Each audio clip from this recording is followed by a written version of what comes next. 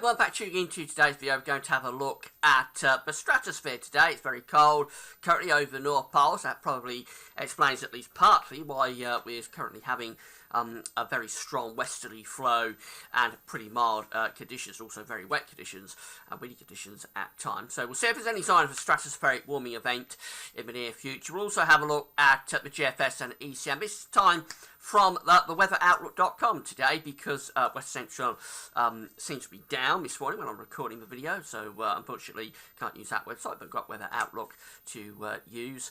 And also we'll have a look at the charts of CFS V2 for the coming month as well. So before I get on with that, just to say about the ads. There's 6 articles on all pages at Gas. Let's have a browse widgets and click through the links if there's any articles that you're interested in. Thanks very much for doing that.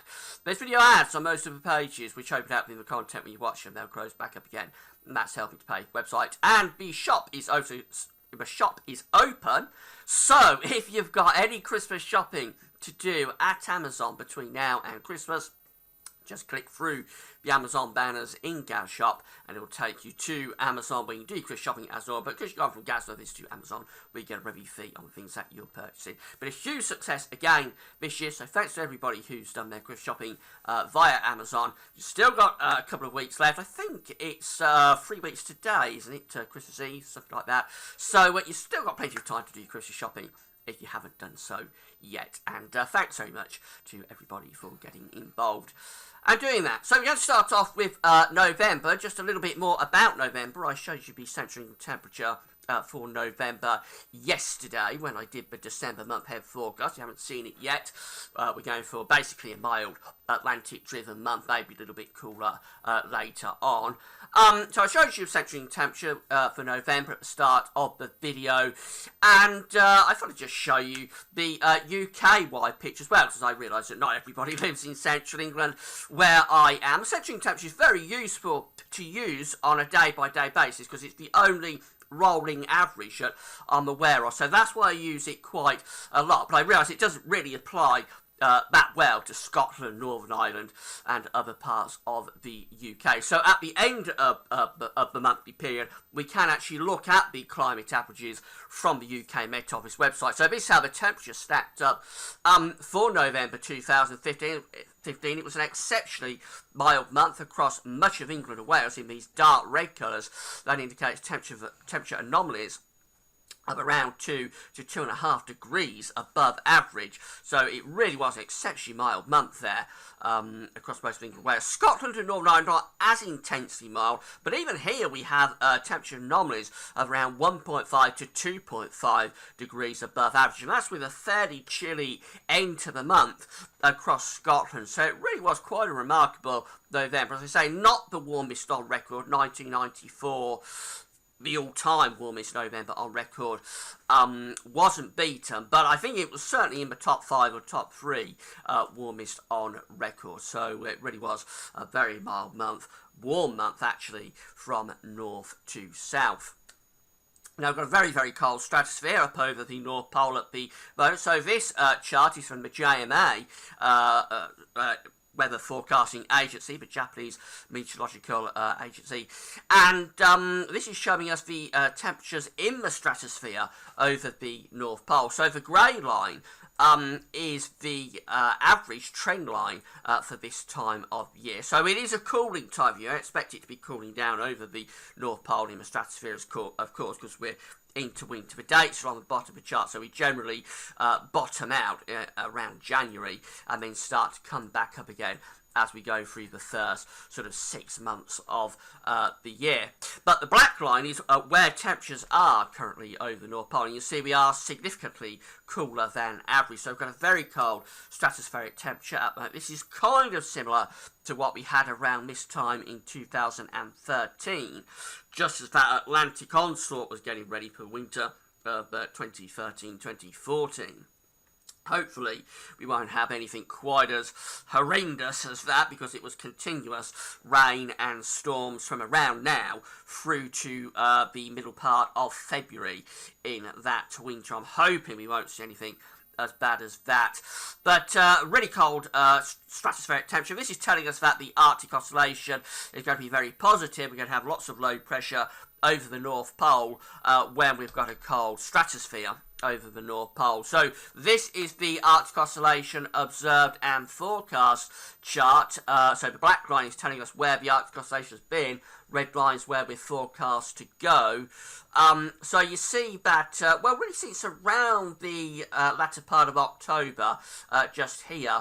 We've been trending positive with the Arctic Oscillation.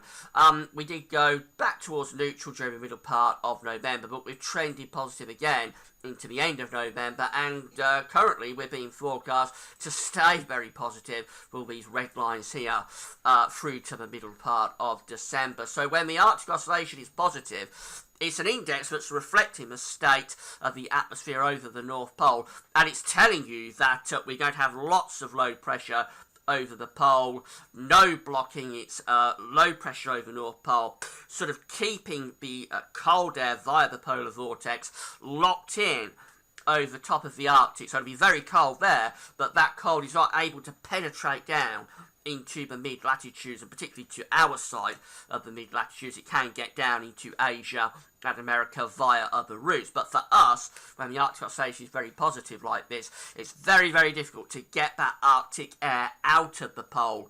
It's generally locked in to the North Pole.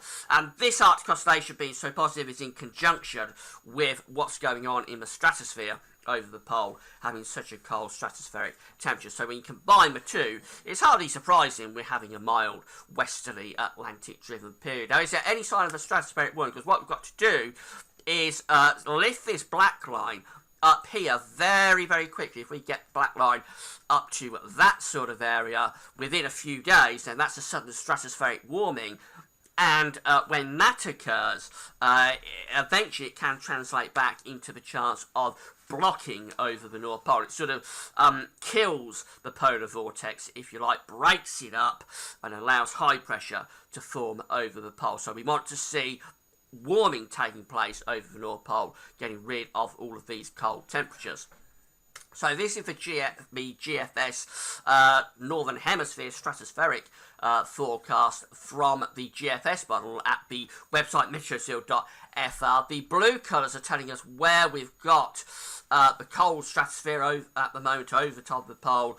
What we're looking for is to penetrate intense colours, sort of yellow and red colours, into the North Pole and get rid of all this blue. Let's see whether we do it on the latest run of the GFS. So you see that the blue colours and even purple colours are remaining up over the pole, certainly out to the 8th of December. There's no sign of any yellow or red colours penetrating into the pole, so the first week of December likely to keep those cold temperatures going over top of the pole. As we go through into the extended range of the GFS model, so this is sort of into the unreliable time frame, if you like, starting off on the 11th of December, still the same idea, the polar vortex and the cold temperatures are locked in over the top of the North Pole, which enhances the westerlies through the mid-latitudes, particularly through the Atlantic and into Europe. Let's run through to the extended range, see if there's any sign of anything happening. And not really, the pole stays very cold. We keep those cold stratospheric temperatures locked in over the top. As we get to the very end of the run, this is 19th December, there is a little bit of yellow trying to penetrate in a little bit across Siberia, but nothing definitive. It's a very long way out, and even then it's not getting into the pole. So certainly up to the second half of December, there's no sign of a sudden stratospheric warming. Just keep those very cold temperatures going over the North Pole, both on the surface and in terms of the stratosphere. That will keep the cold air locked in up there and probably keep us in a mostly westerly flow. Let's have a look at the GFS generic charts for the next week to 10 days. We're using the weatheroutlook.com today because, as I said, Weather Central is down. We're going to start off on Monday. Different sort of resolution to the charts. It's the same idea. With there's the UK just there. Europe is over here. The Atlantic is over here. So on Monday, we're starting off on Monday. We've got high pressure across most parts of Europe. Low pressure out to the north and west. As we run through next week, we bring these westerlies through on Tuesday, then build a bit of a ridge on Wednesday, but it's still very Atlantic driven. That could be a little bit cooler though under that ridge. It could give us a few overnight frosts around the middle part of the week. We go through to the second half of next week, and that low pressure sort of pushes in off the Atlantic a little bit more, bringing wetter windy weather into the north and west, but much of Central Europe actually still under that area of high pressure, and is still influencing the UK as well. Bring the winds up from the south, so it will be very mild if it comes off like that. That takes into Friday, when we flatten off the ridge again, bring a weather system through, probably a band of rain, a little bit cooler with the temperatures, but again, it's still very, very westerly, very Atlantic driven. And then we go through into next weekend, keeping westerly winds going across the country. So it's high pressure to the south, low pressure to the north. There's the westerlies extending, and you see how far they extend in. This is Canada over here, so we've got westerlies from Canada going all the way over into central parts of Russia. This is Russia over here. So westerlies extending right way across the Atlantic, right way into Europe, and all the way to Russia, and that takes us through into next weekend as well. Now, as we go through to the middle part of the month, it does start to turn a bit colder, so Monday the 14th starts to see things just aligning a little bit more northwest to southeast in terms of the general flow. It's still Atlantic driven. It's just coming from the area coming from a slightly cooler source in the northern part of the Atlantic, as opposed to the middle part of the Atlantic. And we can go through to the 16th, 17th, 18th, even into the 19th. I think that's as far as we can go. That would be 384 hours away, and still very much driving in the Atlantic winds across the country. It's a little bit cooler. The jet stream's gone a little bit further southwards, but it's still very westerly, and areas of low pressure just driving in bands of rain and probably cooler temperatures as well. The east end of the Earth is very similar. There's the ridge across Central Europe for the start of next week, low pressure out to the north and the west as we run through course of next week. Well, Tuesday we bring a band of wet and windy weather across the country from the west. We stay in the westerly flow to go through into Wednesday.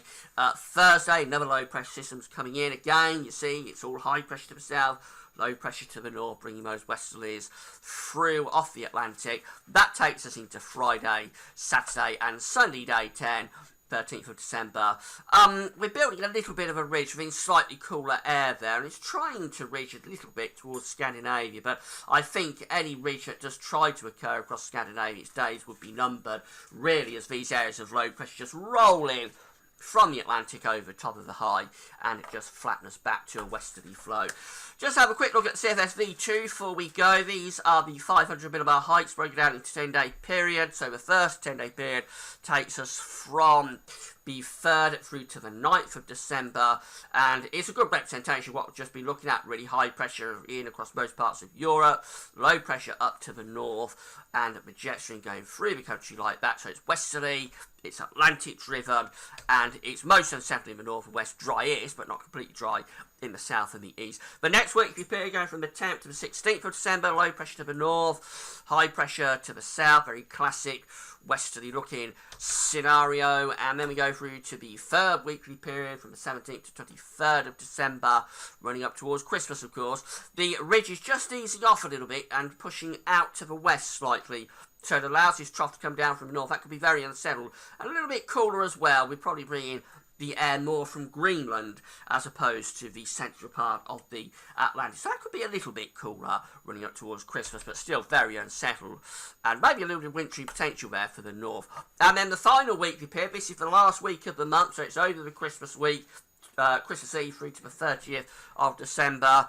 And it's all westerly. Look at this, low pressure to the north, high pressure still there to the south, still keeping those westerlies running through the country.